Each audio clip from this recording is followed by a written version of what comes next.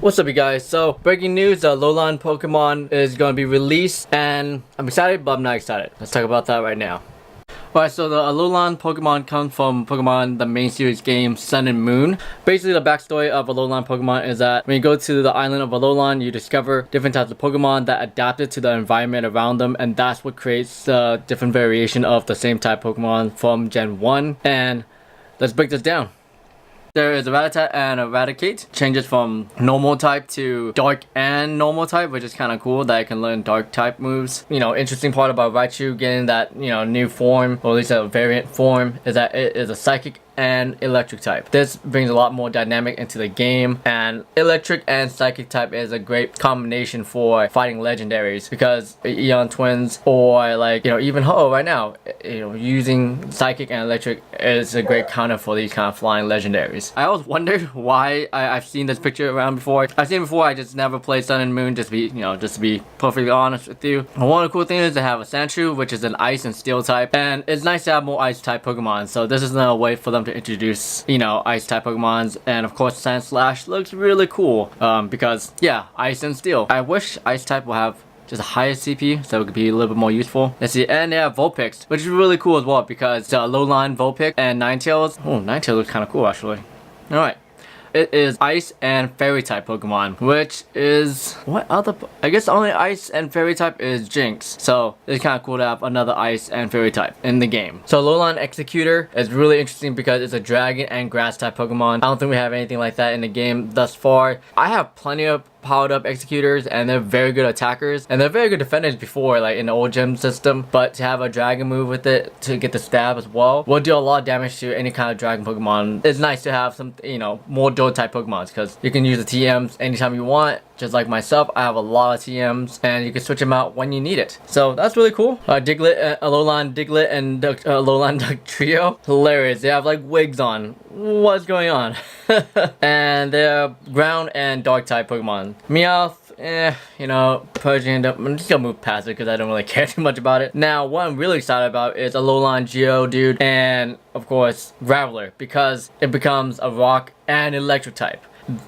Seriously, like electric, since it's gonna be a dual type Pokemon, it's gonna kill any kind of legendaries.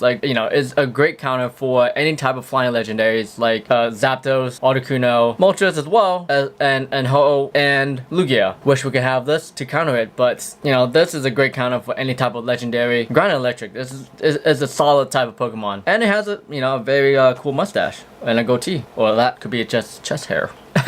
Alright, let's move on. Oh man.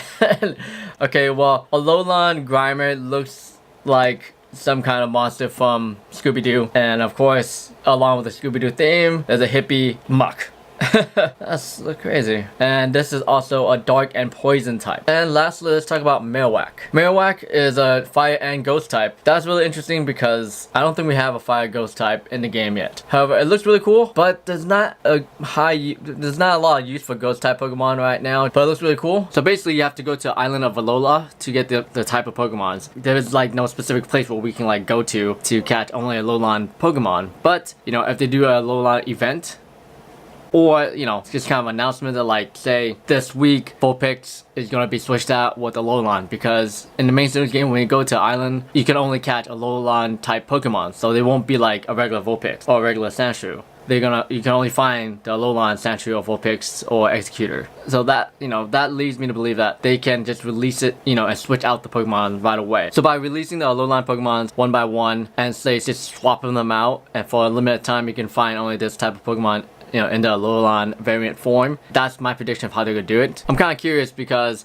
with Adventure Week being found in data already, reported in Pokemon Go Hub, they're gonna have to, be really cool if they get introduced Alolan Pokemon with the Adventure Week, because rock Pokemon, and I'm sure we all want a high IV Alolan Graveler. So that'd be really cool to be introduced. It's kind of like a combination of two things. And we'll see what happens in the next few weeks. Alright, stay tuned for what happens with the Alolan Pokemon. Later on tonight, I'm going to do my Mewtwo raid, and I'm going to post my video on Mewtwo and my update on Mewtwo EX Raid Pass research and what I found. See you guys later tonight. Peace.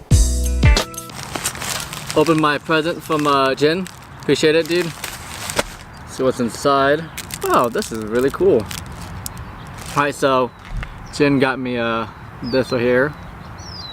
actually autofocus to this instead of my face. 3 teams. This is pretty cool right here. It's just a wristband. Oh, sick. And this right here. Little cool thing. Oh. Let me know if you guys want this. I'm down to share because these are more bracelets than I can, you know, well, that I wear.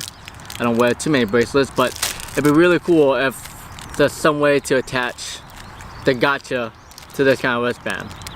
It's legend. Appreciate it.